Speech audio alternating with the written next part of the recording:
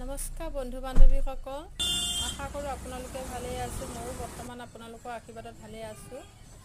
আজি এয়া গুৱাহাটীৰ দীপৰ বিলখন চাওক, মই চাবলৈ আহিছোঁ। চাওক, আপোনালোকেও চাওক এবাৰ।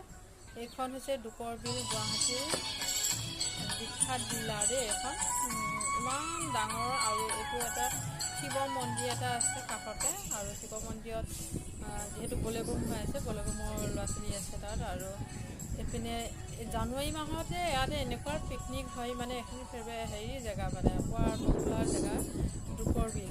আৰু দীপৰ বিলত আহিব, ইয়াত খানা খাবলৈ আহিব। আমি যিহেতু খানা খাবলৈ অহা নাই, আহিছোঁহে।